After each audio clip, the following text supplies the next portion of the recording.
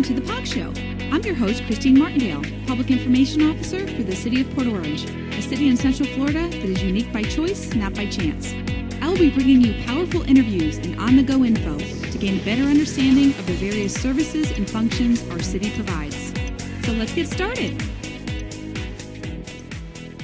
Hello everyone to episode 008 of the POG Show. Today I have with me in the podcast studio Debbie Connors, a valued member of the Port Orange community, as she is the president and CEO of the Port Orange South Daytona Chamber of Commerce. Welcome, Debbie. It's so great to have you here. Thank you, Christine. It's so fun to be here. So I feel like I've seen a lot of you these days. Yes. I know our jobs intertwine quite a bit with what we do. Mm-hmm. We saw each other recently at the groundbreaking ceremony event for the new restaurant that's coming to the Riverwalk area. Exciting. And then at the reception where we had our city manager candidates. And just how exciting that we now have a new city manager coming on board with Wayne Clark. Yeah, I'm just thrilled. You know, Wayne was a big part of the community, and coming back, I think he'll be able to hit the ground running. And we worked with him quite closely on economic development projects, and so I think that he'll be a great city manager. Oh, I know, and I worked with him just a very short time. I started in February of 2017. I think he left in October, but he was in the economic development role. So it'll be great to work with him here, with his new role as city manager. So yeah, it'll be great. Yeah. But just a lot happening in our city. It's good. It's all good stuff. Positive stuff. But so before we talk about the chamber, please tell our listeners just a little bit about yourself. Oh, well, thank you. I grew up in Jacksonville, just north of here, and went to Florida State University. And when I graduated from there, we moved here in 1978. So I've been here quite a while. I was with Embry-Riddle Community Relations Director for 5 years, and it was there that I first got my involvement with Chambers of Commerce. I was involved with the Daytona Chamber and was in the first leadership class in 1981 for Leadership Daytona Beach. And so got my first taste of chamber work. I always really, really loved it. And though I went to several other jobs, I did work for the Daytona Chamber for a year. And then when the opportunity came up, I was at kind of a changing point in my life that the Port Orange South Daytona position first came up the first time. I've actually been there 2 times. And interviewed for it and wasn't feeling like I had the qualifications because I only had a year of chamber experience. But the interview team was great, and I actually got the position, was there for 7 years, and then left to do a couple other things, went to the Sarasota Chamber. We moved down South Florida for a little while, and Port Orange was always home, so moved back up and did a few other things. But when the position came open again, I was on the board of directors, actually, for the Chamber. And I said, well, I think I could just slide right in and just take it on. So they agreed to do that. And so now I've been there since 2007 in my second run with the Chamber, and just love it. And I've gotten involved in so many things in the community, and it's just a great community, and I'm enjoying it. Oh, that's great. It's like such a family, like you mentioned. And you mentioned Embry-Riddle, and it's funny, my dad was a graduate at Embry-Riddle Aeronautical when it was in Miami. They were the last graduating class in Miami, wow. 1965. Yeah. And then my husband, he works at Embry-Riddle, and he got his master's there. It just feels like it comes full circle. It does. Right? And I got the chance to actually interview John Paul Riddle.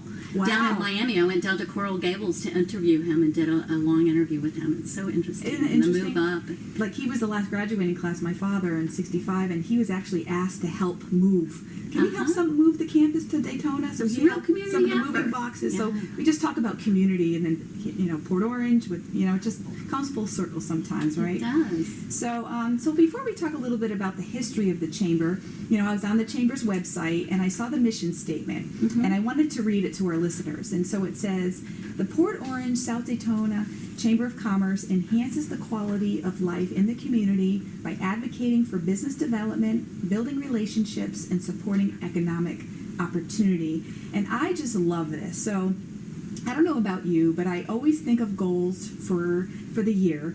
And on that, I want to accomplish for the year. And I decided that my word for the year for 2021 was connect. That for me personally. And I think we all lost that sense of connection last year with the pandemic.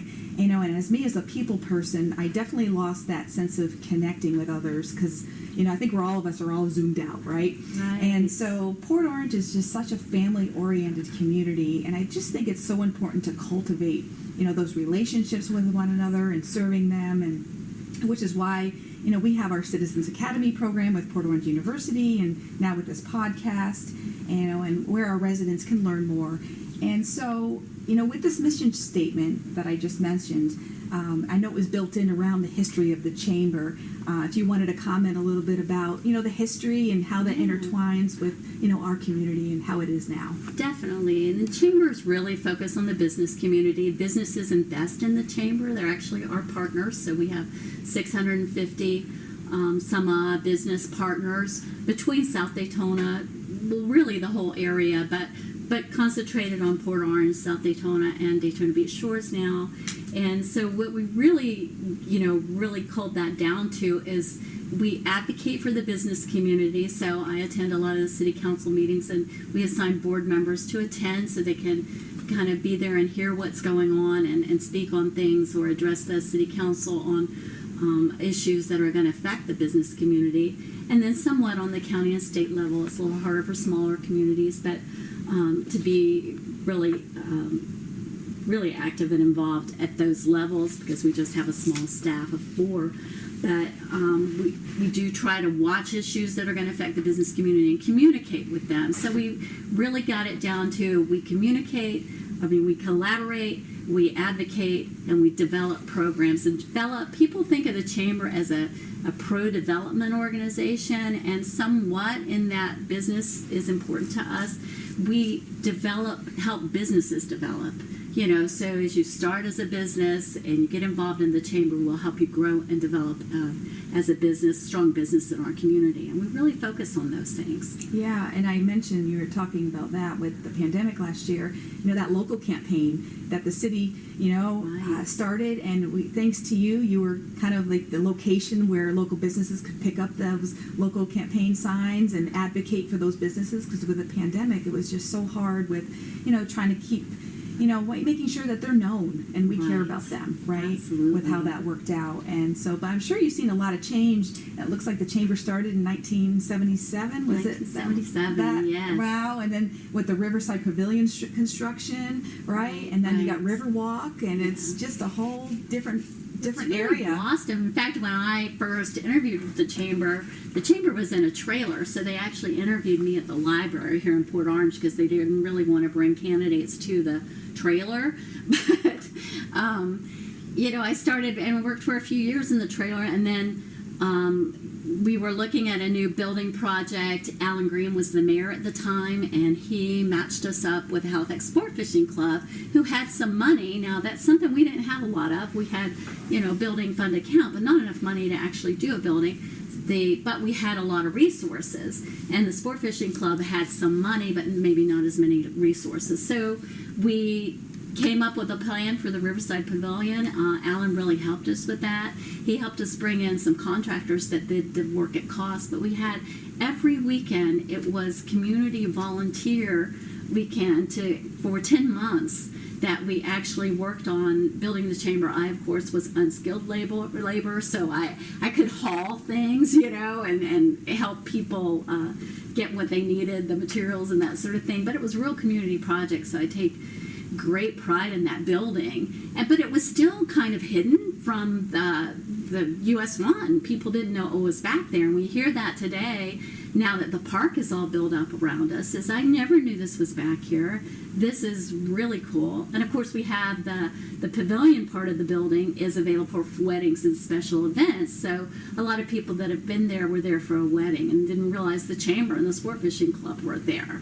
So it was real interesting project, and the whole community took part of it. We had a list of volunteers up in the lobby for so many years, and there were just hundreds of people that were involved in that whole project. Right, and I just love that history, and it carries on we forget about the launch pads there for kayaking. Yes. You know, when I first moved to Port Orange, Riverwalk really wasn't fully developed and open yet, but thinking, wow, this is so cool, that launch pad with people can launch their kayaks and the fishing pier, just so beautiful. Right, and I think gorgeous. people forget about that area. Yeah. And now it's being built up, and now we got the trail, right? We announced the trail last Right. year, and we keep going down, and so it's like, stay tuned, like the mayor says, stay tuned. 'Cause Yeah, there's it's more to really come. most beautiful places to enjoy the river. You Right. know, we have a beautiful view there at the Halifax River with the bridge and everything. So it's a great place Absolutely. to come and You enjoy. touched on leadership a little bit.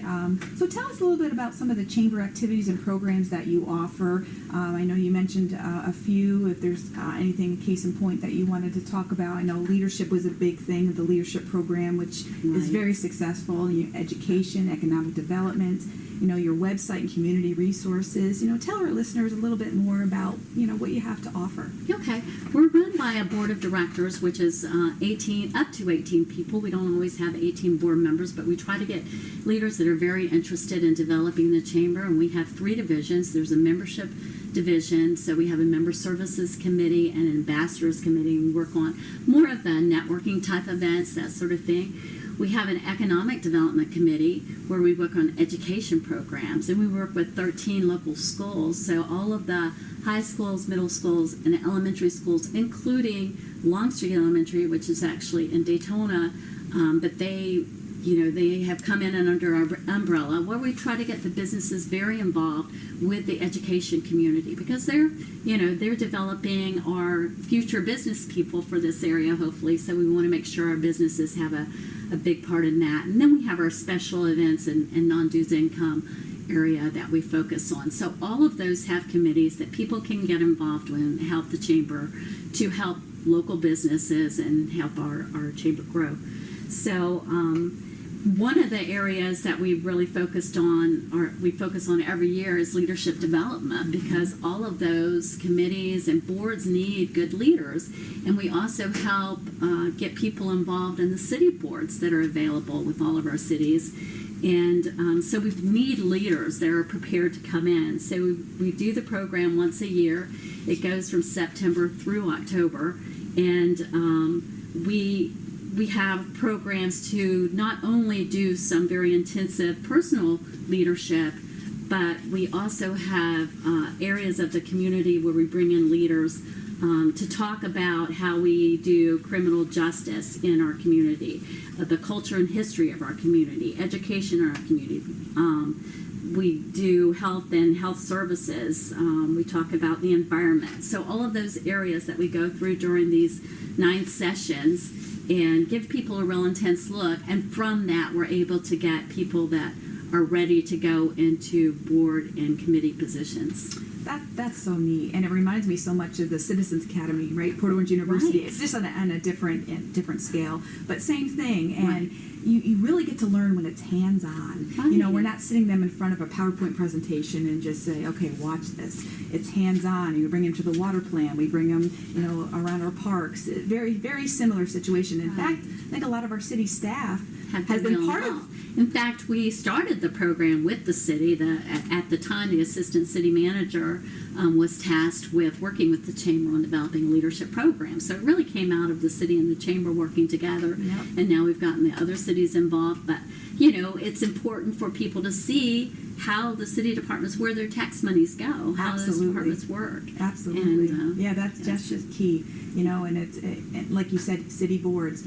Out of the Port Orange University, there are people who have said, I had no idea there are these kind of boards. How do I serve? And the same on your front. It's about serving our people and how the best that we can serve them, right? Right. And the more educated they are on it, the better leaders they're going to be. Absolutely.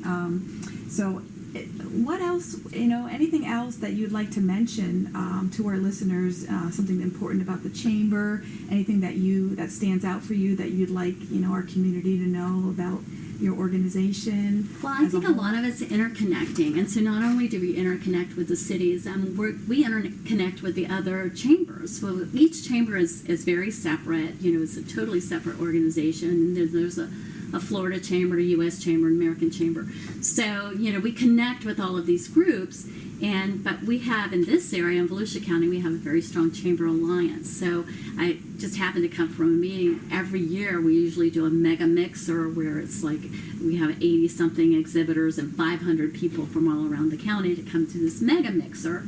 So we're trying to determine the best way to do that this year, because gathering 500 people probably is not going to be possible for several months. So we're working at ways to do that. But we work with each other, and I work with other chambers throughout the state. I'm on the Florida Association of Chamber Professionals board to see what ideas and what things are coming up in their communities that affect us all. So it's all connecting, collaborating, and that's what the chamber's all about. And that's what I love too. I'm part of the Florida Public Relations Association board, and same thing. Collaborating with all the other public information officers around our county, around our county, and so forth. And we make us stronger. And I think collaboration, especially last year with the pandemic, we've gotten stronger with similar messaging to our community and our citizens, and just like you with your chambers, making sure that we're properly aligned. But you do have your separate programs, that you do in the community. But I think it you makes get some us of your stronger. best ideas, Absolutely, from things other organizations have done. Absolutely. So how do people reach you? I know if people are interested in the leadership program, what are the best ways that people could find out more about, your organization? You can find out all about our organization on pschamber.com. We also have a very active Facebook page, and that's growing in popularity all the time. We have an active Instagram account. And Leslie Layton, who is our communications and events manager, really tries to pump information out through them. But pschamber.com, you can call the chamber at 386-761-1601, and we'll be happy to help you. Or you can come by the chamber, 3431 Ridgewood Avenue, in the middle of the beautiful Riverwalk Park, and come visit us, and you'll get all kinds of information. In fact, we have a resource area in the front of the chamber where you can pick up community information, maps, things on different businesses, business cards, pretty much any type of resource you need, we have it there. That's great, especially with new people moving to Port Orange. Right. It's a perfect opportunity. New people that want to get involved. I mean that's huge. And I wanted to thank you and your staff. You've been very accommodating. We've had to do some events. We did our State of the City events in previous years, and it's just been a beautiful venue to have an event overlooks the river. And then of course I'm a little envious of you having to see Riverwalk getting built up the way it is, and having that wonderful view, and it's been a treat. Love my view. It's like a treat coming in every day. Absolutely. But Debbie, I want to thank you so much. I appreciate your time to provide us a little bit more insight about the Port Orange South Daytona Chamber of Commerce, and for our listeners to be able to reach you. So thank you for all the information about. Thank you for having me, Christine. This has been so fun, and I'm glad. much. I love doing these podcasts. It's something different. Reaching our audience in a different way, and I'm excited that you were able to join me this morning. Thank you for including me. So, of course, the best ways to find our city is through the city's website, www.port-orange.org, the city's Facebook page, Port Orange City Hall. We have a Twitter page at City Port Orange, and our LinkedIn page, City of Port Orange. This podcast, The POG Show, can be found on iTunes, Spotify, and our iHeartRadio. Well, this wraps up episode 008 of The POG Show. Until next time. Thank you so much for spending time with me today on The POG Show. We've only just begun, and with you sharing, subscribing, and leaving a 5-star review for this podcast is really going to help launch us to the next level together.